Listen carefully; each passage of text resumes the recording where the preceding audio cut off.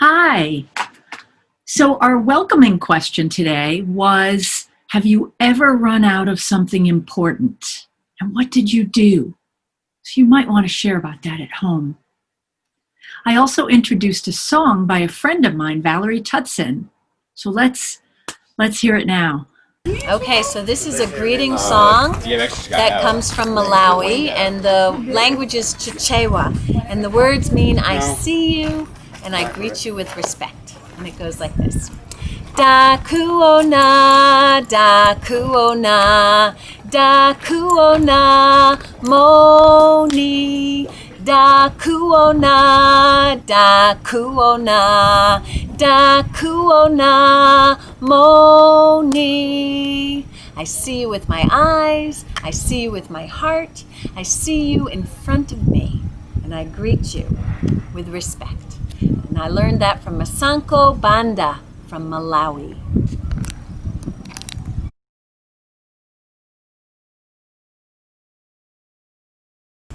Da kuona, da kuona, da kuona, moni.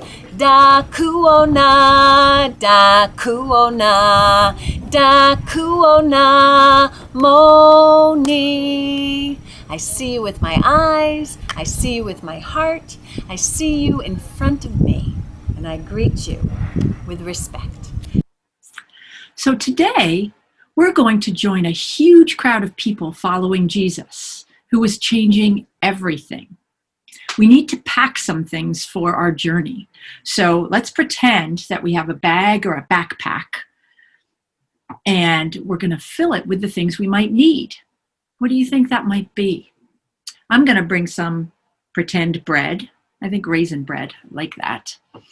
Maybe a coin or two we'll put in our sacks.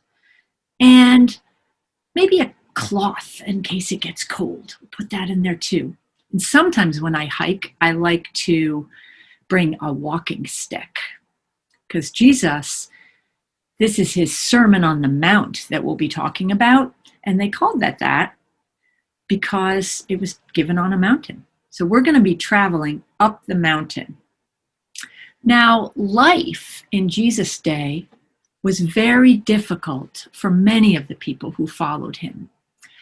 There was a small group of wealthy people with lots of money, land, and honor. And they controlled almost everything. Money and land were some of the most important, powerful things a person could have in Jesus' time. And another important thing was honor, which means like how respected you are, and if you belong, then you have honor. So this same small group of people with all the money, land, and honor got to make the decisions in their government, and that helped them get even more money, land, and honor. And the other people who didn't have very much got less and less and less. That's called an oppressive system. And those are big words, aren't they? But I think of it this way. If everybody has the same amount, then they're equal, right? We're all equal. But if one group has a whole lot more, then sometimes they can press down on the people who don't have as much. So that's oppressive, an oppressive system. Jesus couldn't wait to show people how backward all that was. And so Jesus began to help them by healing them from all kinds of sickness and telling them about God's kingdom. You can think of a kingdom as the way the world works or is set up, generally under a king. So we talk about bringing God's kingdom on earth when we say the Lord's Prayer together. So after healing so many people's hurts and pains, Jesus cared for them in another way. He brought them up a mountain and sat them down to teach them, bringing healing to their hearts, their souls, and their minds. So we need to join Jesus on the mountain. We're going to have to hike. Hiking and climbing require energy. So let's take our pretend bread out of our sacks and eat it. I love that cinnamon raisin bread. So it also requires hydration when we're going to do something so strenuous like hiking. So do you see that little stream over there? Let's go have a drink. Nice, cool mountain water. You scoop it up and drink it. Oh, so good. So good. So now we're ready. You ready to hike? Today we'll be hiking by doing some marching. If you can march in place, we're going to march 20 times. And if you can't, for some reason, you just still don't have the energy, you can use your fingers and march with your fingers. Are you ready? Let's hike together. 1, 2, 3, 4, 5, 6, 7, 8, 9, 10, 11, 12, 13, 14, 15, 16, 17, 18, 19, 20. Phew, we made it.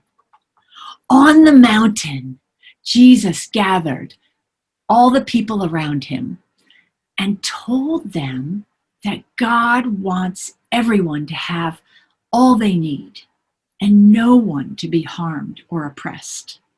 In God's kingdom, there is abundance.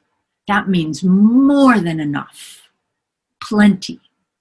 There is more than enough food, more than enough money and love and resources for every child of God to thrive. When there's enough for everyone, no one needs to fight or oppress anyone else. Everything Jesus taught and did was about breaking down hurtful, oppressive systems and building up God's kingdom of abundance instead. Jesus listed 9 ways that people are blessed.